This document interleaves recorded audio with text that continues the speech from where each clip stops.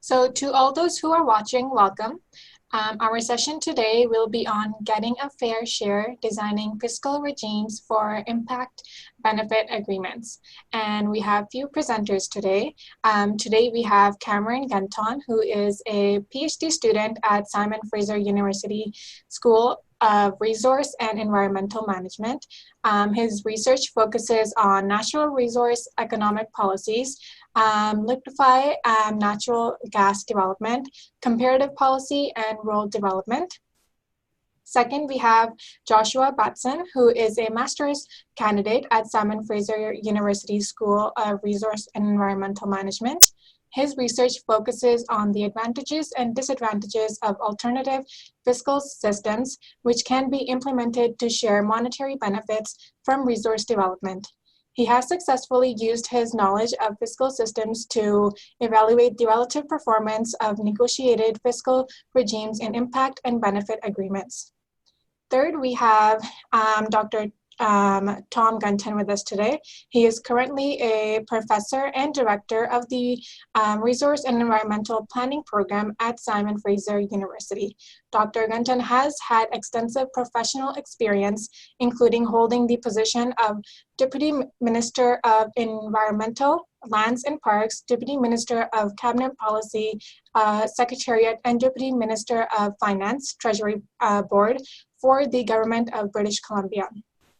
He has also held senior positions with the Government of Manitoba, including Assistant Deputy Minister of Energy and Mines, where he was in charge of major natural resource project development, Senior Economic Analysis in the Ministry of Economic Development. We also have Sean Markey with us today. He is a professor with the School of Resource and Environmental Management. His research concerns issues of local and regional economic development, rural and small town development, community sustainability, and natural infrastructure. Sean continues to work with municipalities, nonprofit organizations, Indigenous communities, and the business community to promote and develop sustainable forms of community and regional development. And lastly, we have Dan Dale, who grew up in Victoria and graduated with a bachelor's degree in commerce and entrepreneurship from the University of Victoria. After graduating, he worked as an analyst in commercial finance, looking at natural resource-based industries in British Columbia.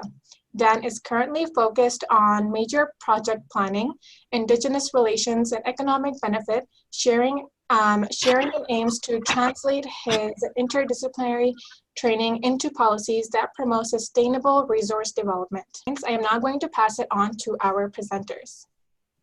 Great. Thanks very much, Munzaline. Welcome, everyone. And before we start, I'd like to express our thanks to the Rural Policy Learning Commons Project for facilitating this webinar and allowing us all to get together. I'd also like to express our thanks to our major funder for this particular project, the Canadian International Resources and Development Institute. This presentation is brought to you from a group called the Impact Benefit Lab within the School of Resource and Environmental Management at Simon Fraser University. We collect and engage in research and training, really, I think, at the intersection of communities and major resource projects.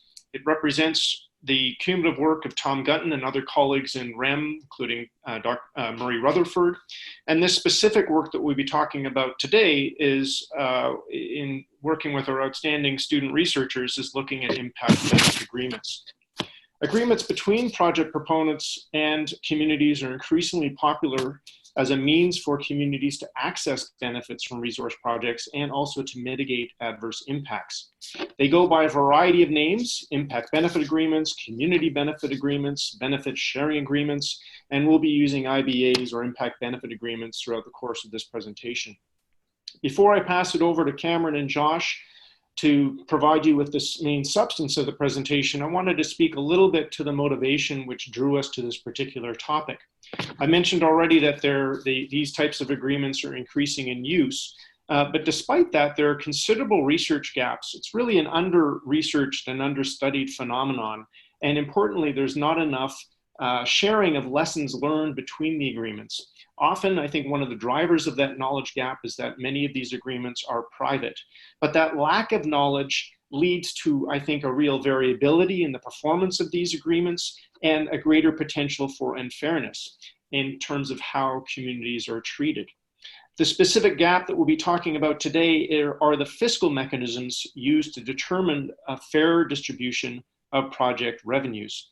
There's lots of great material and guidebooks out there for how to negotiate impact benefit agreements, how to engage your community in impact benefit agreements, these types of things, but really not a lot out there that allows communities to understand the different fiscal mechanisms, how to apply them, and how to calculate who gets what. I think primarily to drive a better conversation and to facilitate a discussion and negotiation about what's fair. So with that introduction, I'll hand it over to Cameron to walk us through the main body of the presentation. Great. Thank you, Sean. So I'll just go quickly through an outline of the rest of the presentation. So Sean already gave a really great description of our rationale. But after that, we're going to go through some research objectives held by our research team. I'll provide the methodology that we followed for this project. I'll outline our evaluation criteria for the fiscal instruments that we evaluated. I'll discuss some alternative fiscal instruments that are commonly used in IBAs. I'll then outline some fiscal instrument scenarios that we used in the evaluation. We'll discuss the evaluation and results. Josh will then go through some case studies of some existing IBAs and their evaluations. Then turn it back to me for a discussion of non-revenue benefits. And then we'll finish with some recommendations for communities that are negotiating IBAs. So I'm going to start with a question. So let's say that I'm a project developer and I'm interested in developing a mine near your community. So as a responsible developer, I'm only going to develop it with your consent. So in exchange for your consent, I will provide you with some monetary benefits. Which of these would you like to receive, assuming, of course, that you are in favor of the project? So usually I would do this by show of hands, but because I can't see everybody, you can either answer in the chat or you can just keep it to yourself for now. So I'll give you about 10 more seconds just to look through these options. So option 1 would be fixed payments, option 2, a volumetric royalty, or option 3, a profit-based royalty. Hopefully that's enough time. So that was an oversimplified example of us negotiating an impact benefit agreement and really stressing the oversimplified part of that. So IBAs are contracts signed between project developers and communities designed to mitigate adverse effects of resource development, as well as provide some benefits to the impacted communities.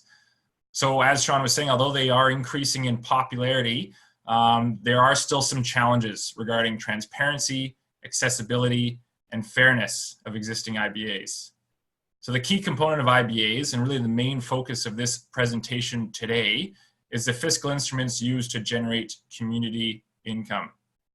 So IBA fiscal instruments and their respective strengths and weaknesses have gained little academic attention until now. So again, this project aims to address this fiscal instrument research gap. So our principal research question is, how can IBA fiscal instruments be designed to maximize benefits for communities? So we have 5 research objectives. The first is to evaluate revenue-based benefits through alternative fiscal instruments for IBAs. Second was to provide a financial model for fiscal instrument evaluation. Third is to explore non-revenue-based benefits of IBAs. Fourth, provide guidelines and strategies for designing IBAs. And finally, to present the findings in an IBA guidebook. So our methodology, we conducted a literature review focused on fiscal instrument designs, strengths, and weaknesses. We conducted a document analysis of existing IBAs focused on primarily mining IBAs. We developed a financial evaluation model, and then we performed an evaluation of alternative fiscal instruments using this model. So here's a list of fiscal instruments that are used in IBAs. Now today we're just going to be focusing on a few of these. So joint venture, fixed payments, volumetric royalty, ad valorem royalty, a profit-based royalty, and finally a hybrid fiscal regime, which includes multiple instruments. So these are likely the most, what we found to be the most commonly used fiscal instruments in IBAs. So our evaluation criteria. So an optimal IBA will, 1, maximize revenue generation for the community. 2, maximize administrative efficiency of the fiscal regime. 3, ensure neutrality of impact on project investment and production decisions. 4, maximize revenue stability for the community. And finally, 5, provide community decision-making power. And these are the fiscal instruments that we used in the evaluation. So all of these are based, all these parameters, so payments, amounts, and rates are based on existing fiscal regimes used in IBAs. So I'll go through some of the parameters here. So fixed payments, an upfront payment of $20 million, construction payments, so $5 million per year for 4 years. And then finally, $250,000 per year for the operating lifetime of the mine, which is 25 years. For the ad valorem royalty, we used a royalty rate of 1.2%. For the volumetric royalty, we did a price per volume. So copper is 4 cents per pound and gold $16.12 per ounce produced. For our profit-based royalty, this is also referred to as a rate of return royalty. So we used a 2-tier system. In tier 1, it's a 2% rate, followed by in tier 2, a 13% rate. And that second tier will apply once the capital costs are recovered for the project. And tier 1 royalty payments are deductible from tier 2. And the last two, we had a hybrid regime, which consists of 3 of these fiscal instruments. So the fixed payments, ad valorem, and the profit-based. And finally, our joint venture, where the community actually invests in the project. So 20% community equity, and this is financed by a loan. And some more case assumptions for our modeling exercise, our quantitative analysis. So we used a representative base metal mine, and the parameters of this mine were based on the Red Chris mine in British Columbia. So the primary metal that it produces is copper, so 75 million pounds per year.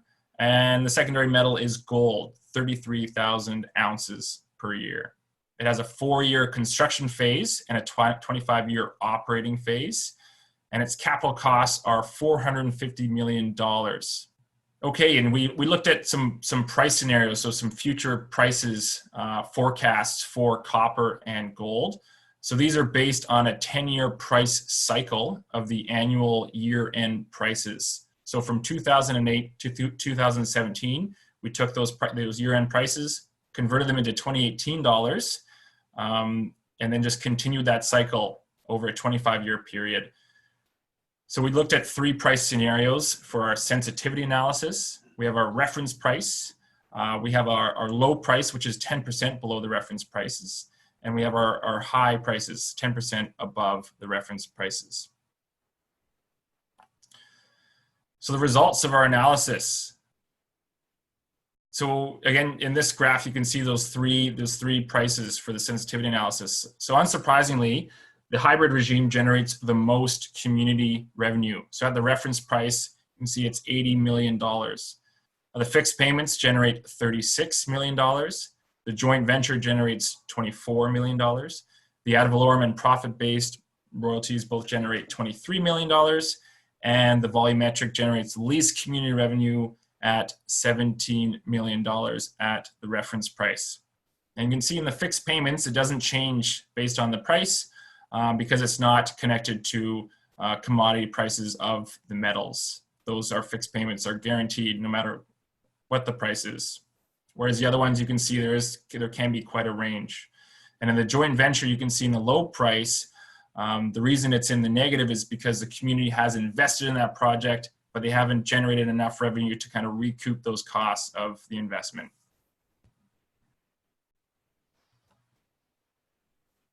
Now this graph is showing the amount of rent collected relative to the revenue generated. So economic rent refers to the excess revenue over the cost of producing the natural resource, including a normal return to capital. So the hybrid regime collects the most rent at 27% of the total rent. and the remaining rent accrues to the project developer and the government. So as you can see with all the other fiscal instruments, a significant amount of the rent is being retained by the project developer.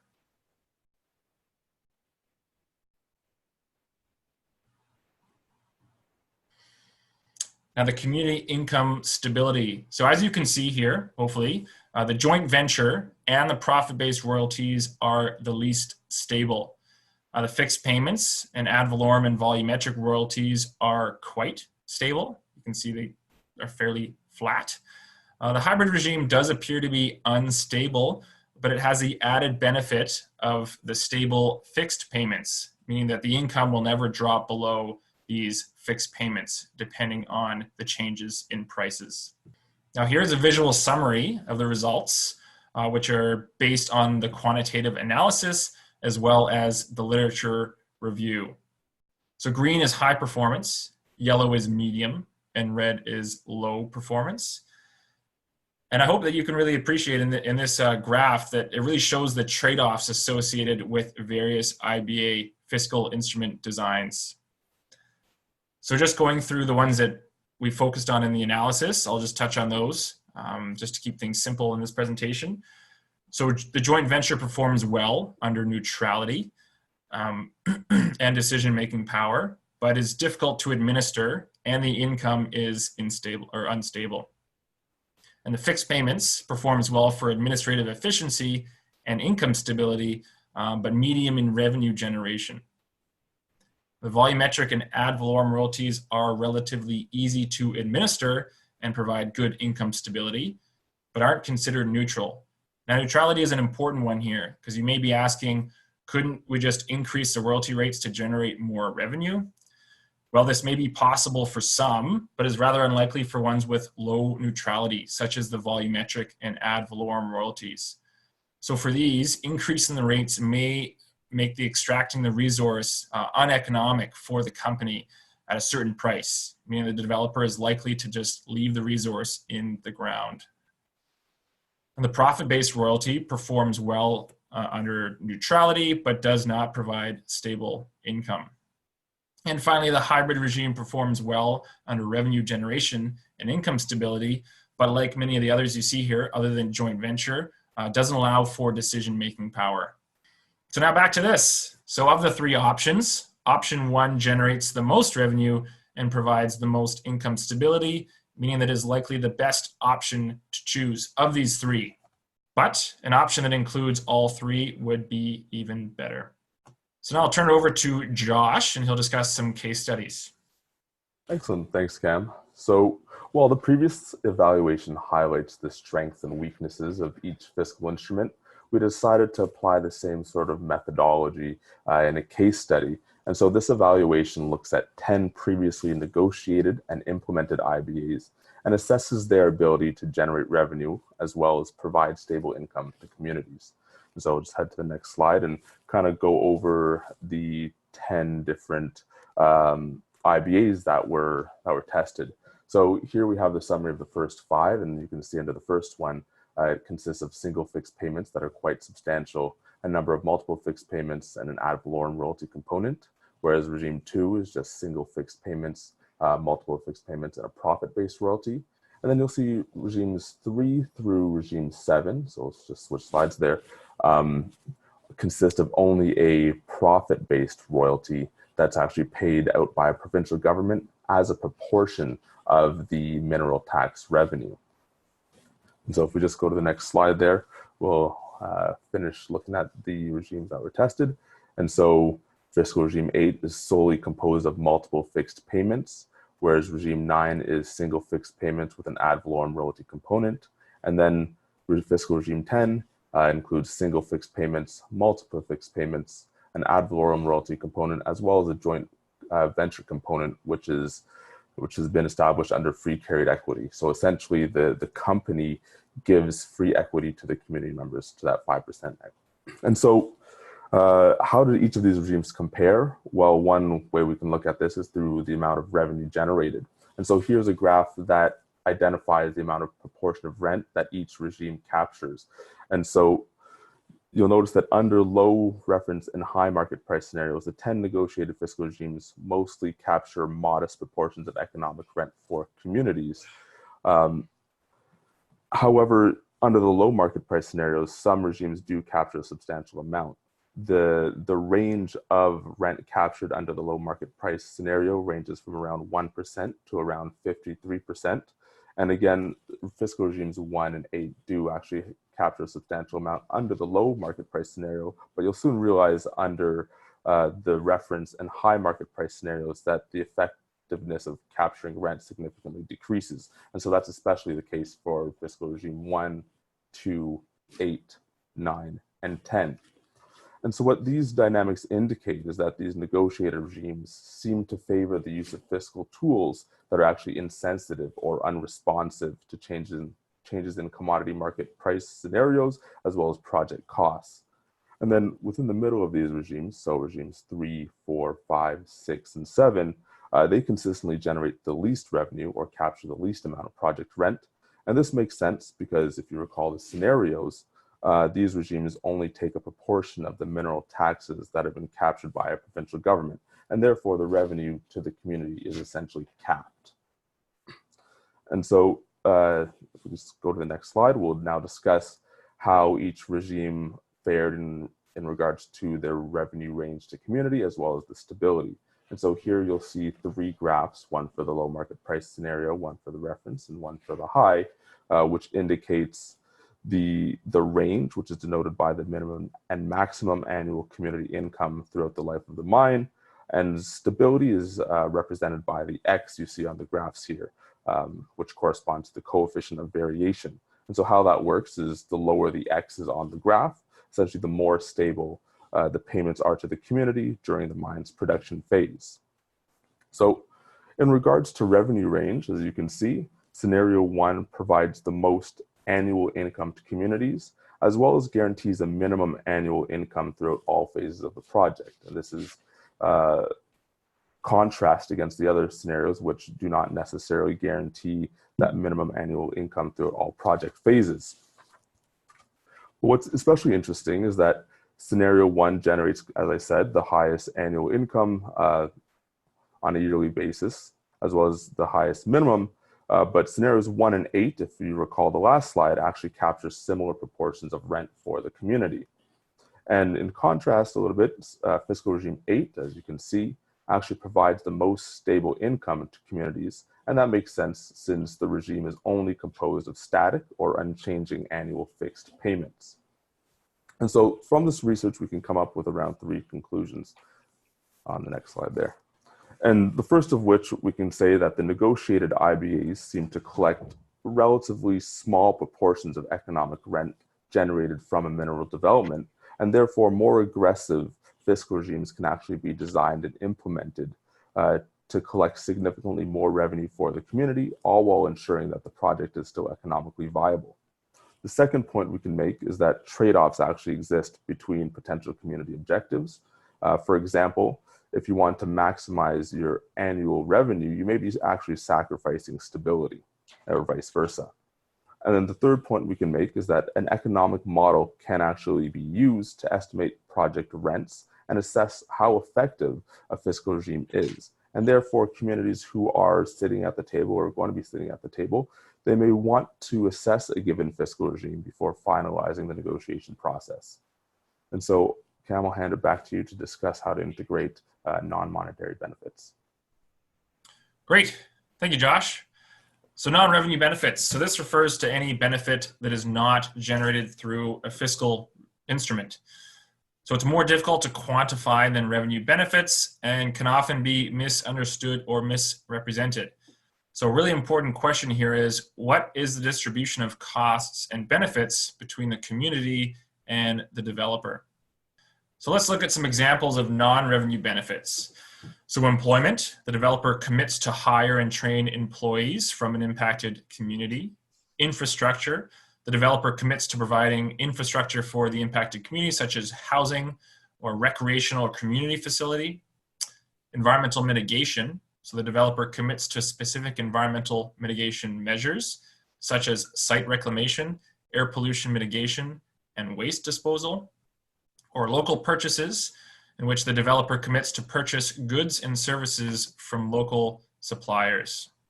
Let's go through an example. I'm just going to focus on employment today just to keep things simple.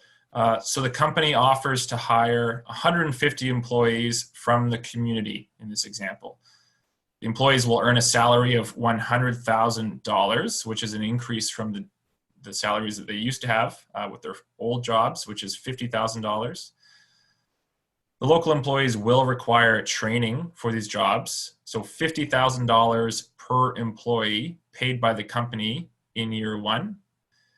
And the important things to focus on here are the incremental costs and benefits. So will the company need to hire workers? Yes, regardless of really where they come from. So the company will be paying that salary to whomever, so local or in-migrant workers, meaning that the only incremental cost to the company is the $50,000 per employee for the training. Now, would the residents otherwise be employed? Yes, but there is a salary increase of $50,000. So the incremental benefit is to the community is $50,000 per employee per year. So the incremental costs to the developer are quite minimal, whereas the incremental benefits to the community are substantial. So again, looking at local employment, the incremental cost to the company is $7 million. Again, this is the $50,000 training cost per employee. And the incremental benefit to the community is $68 million. So that's the $50,000 salary increase per employee. So this makes the benefit cost ratio for local employment 9.7. And looking at the totals, there is a net benefit to the community. So while the total costs to the company add up to $71 million, the benefits to the community add up to $148 million, creating an overall benefit cost ratio of 2.1. So this is an example of how relatively small concessions by the developer can create significant benefits for the community, which can go a long way in IBA negotiations. So this also shows that it's not just about negotiation, it's about who is getting those jobs. So just to summarize the findings of our study, so each fiscal tool has its strengths and weaknesses. So fiscal instruments, the ones that we tested, collected between 7% and 27% of the total rent, leaving a large proportion of the rent accruing to the project developer. You may have noticed that there is a trade-off between different objectives and different fiscal tools, as Josh was discussing. So fiscal tools that collect more revenue are likely less administratively efficient, meaning they're more difficult to administer and monitor. The best approach is likely a hybrid system that uses a combination of fiscal instruments. But the design of the IBA needs to be tailored to specific project and community objectives. And I'll finish with some recommendations for communities that are negotiating IBAs. So one, understand that the ideal fiscal regime is community and resource dependent. The design of the fiscal regime should be based on community objectives. Two, negotiate a precursor agreement with the developer that includes funding for fiscal regime and evaluation, the fiscal regime evaluation and negotiations. So the type of evaluation that we did in this study is really important for the community to undertake before it negotiates an IBA. Three, develop and weight community objectives regarding evaluation criteria. So for example, revenue generation, income stability, administrative efficiency, neutrality, and decision-making power. It's important for the community to kind of put weight and prioritize all of those criteria. Four, evaluate fiscal options relative to community objectives to determine which options best meet the community's objectives. Five, test alternative fiscal regimes using a financial model, like we did in this study. Six, use the modeling results and community objectives to develop an ideal fiscal regime.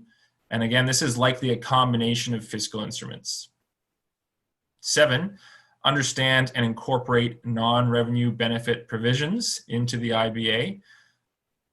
Eight, finalize and approve the fiscal regime to be incorporated into the IBA, and ensure that the IBA is reviewed by legal experts to ensure it is enforceable. 9, include monitoring and auditing provisions in the IBA and assess the performance of the fiscal regime. And finally, ensure that all aspects of the IBA meet best practice guidelines. So the main output of this project is a guidebook, which we hope to have published in the next couple of months. And if you are interested, you can send me an email and I will distribute it as soon as it's ready. And it will be posted online for anyone to view. Okay, thank you. So now I think we have some time for questions. So we'll hand it back to Moonzaleen, who's been keeping track of the questions. Okay. Thank you to all the panelists for this great presentation. If you have questions, just a quick reminder to put it in the Q&A icon at the bottom of your screen. We did have a few questions pop up. The first question is from Tara. Her reply to the community decision-making power. Her question is, how was this defined and evaluated? Yeah, community decision-making power, it's an important one, and it can be, could be quite subjective. So this was, our evaluation was based on literature that has gone over some of these fiscal regime arrangements. And I'll go back to the framework here. So you can see that joint venture is likely one of the few ones that provides decision-making power. And it's assumed with all these other ones that they're just collecting revenue and they haven't actually invested in the project. So while they may have in the process of negotiating an IBA some power of making or influencing the design of the project, once this IBA has been negotiated, they're really just collecting revenue, and they just don't have the power to make these decisions, because it's the company that really is the ones making the decisions. Whereas with the joint venture, they've invested in the project and they are shareholders, so they do have some power to make those. So those are, in our evaluation, that was primarily based off of the literature review that just looks at these fiscal regimes. Anyone have any other points to elaborate on that?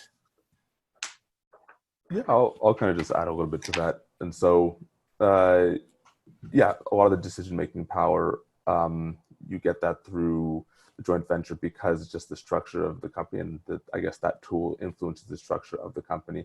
But that's not to say that you can, potentially have a regime that's composed of other fiscal tools, but negotiate at the table that your community will have some sort of say in project decision-making at the same time. So, I mean, in regards to this specific question, I'd just like to say, yeah, that the tools that, let's say, automatically include decision-making power at the table, there aren't many that do that, and that would just be the joint venture and to some extent the production sharing and service contracts.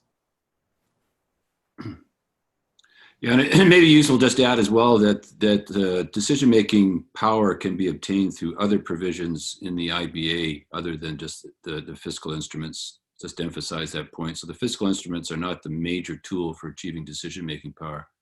You can complement them by other provisions in the IBA that give the community control over decision-making. Alrighty, thank you. Our second question is, how applicable do you think findings are across other industries? Yeah, so I like to think that this is quite applicable to other industries. We did focus on mining, but the model that we developed can be kind of customized based on different industries. So we will be making in the future some adjustments to it, so it could apply to a pipeline or an LNG facility. But a lot of our other recommendations apply to other industries as well. So while it's maybe likely more difficult to look at just the quantitative results in our study and apply this to other ones, all the recommendations will. And again, we'd like to customize the model so it can apply to any industry. Does anyone want to add to that? Nope. All right. Okay. We have another question. The third question is, what are your recommendations on monitoring such IBAs? Yeah, so the monitoring, it depends on the fiscal instrument chosen. So monitoring would fit into the administrative efficiency column here in this chart. So some options, so things like fixed payments are quite easy to monitor. It's whether you've been paid or not. Some other ones, it can be more difficult. So such as like the ones in red. Now for some of these, there is an opportunity to, using the term, piggyback off a government process. So provincial governments are also collecting royalties from these projects. And with those collection of royalties, they are doing a lot of monitoring of these financial documents of the companies. So there is an opportunity for a community to piggyback off that government process and obtain some of that information, and the monitoring can be done through that. But it really depends on, through the IBA negotiation, working out a process or with the developer, between the developer and the community, to kind of come up with a plan for monitoring and evaluating whether they're actually collecting what they should be collecting from the fiscal regime. Anything to add from the team? I think that sums it up. Okay. Okay. Next question. For creating a guidebook, and especially the benefit and cost ratio analysis, have you considered the negative impacts that are associated? For example, environmental disasters, impacts of migrant workers on crime, violence against women, etc. So those are all very important things. I agree, important to keep track of an evaluation like this. So this one that we did is quite simple. So no, it doesn't include all those things. It will include things like environmental mitigation, but this type of analysis was quite simple and showing kind of is more a way of illustrating how non-revenue things can be incorporated into the IBA. So all those things are very important, but this is quite a simple framework, and it could be maybe made more comprehensive to include those things, because I do agree those are important, but this framework does not include those things at this moment. Yeah, I'll just kind of add on that, as you know, Cam, you've said, it's very important to consider those additional impacts to the community. And just to kind of reiterate, this research is a little bit more narrowly focused on how to receive the in situ value, let's say, of those resources. And so it doesn't necessarily incorporate the addition to mitigate for further environmental, I guess, impacts. And so those would be important to consider and integrate through the negotiation process and within the ultimate, I guess, package of an IBA. But as Cam said, that's a little bit beyond this research at this point in time. Great. Okay. We have one more question, and this question is from Sarah Breen. Her question is, how applicable would the guidebook be to linear projects like pipelines? Yeah, so again, so at the moment, I think the guidebook is very applicable to other industries. It would just be more difficult to look at the quantitative analysis to compare all of these. But these types of fiscal instruments would still be applicable to another industry or another project such as a pipeline. And all the recommendations would apply, again, to an IBA that's negotiated for a pipeline. So while it's more difficult to use this model, for a community to use this model and actually estimate how much revenue they'd be getting from the pipeline, because this current model is based off of a mine, all the recommendations are still applicable to that type of project. Maybe also speak to the fiscal tool itself for crunching the numbers. Sure. Actually, I think that would be a good opportunity for Dan to step in, as he was kind of our modeling master, and he's very experienced with this model. Yeah, thanks, Cam. Yeah, I could just touch on the pipeline discussion we're kind of having right now. So as you said, the model is currently integrated more for mining projects, which have more significant financial fluctuations on a year-by-year basis. So if we were to relook at this for a pipeline project, we would likely make the revenue stability quite higher in terms of the actual pipeline project. And again, as Cameron mentioned, we would still be looking at the same fiscal instruments and how they would generate revenues, but we'd likely see more stability across the board, which is in line with the actual pipeline stability as a whole. And additionally, we wouldn't be looking at capturing rents. We would simply be looking at the amount of revenue a community could generate, but we wouldn't be having a discussion on the ability of the IBA to capture rents, because pipelines, at least in Canada, are regulated so that they don't generate rents in the sense that other resource development projects do. Is there anything else I should be touching on just regarding the model here? No, that's great. Yeah, thanks, Dan. And if you think of any questions after we finish, feel free to send me an email. The email is posted in the slideshow, which will be posted on the, I think, on the RPLC website. Okay, I believe these are all our questions today. I would like to once again thank all the panelists, Sean, Cameron, Joshua, Dan, and Dr. Tom Gunton for your great presentation. I would also like to thank the audience for attending this webinar and for their participation. If you think of any questions after this presentation, again, send me an email. We also have our website, the link to our website posted there on the slide, and you can check out kind of the other things that they're working on with the lab. So I'd like to thank you, Muslin. Thank you very much for hosting us, and thank you to the audience for attending this morning. Alrighty, thank you everybody, and thanks again.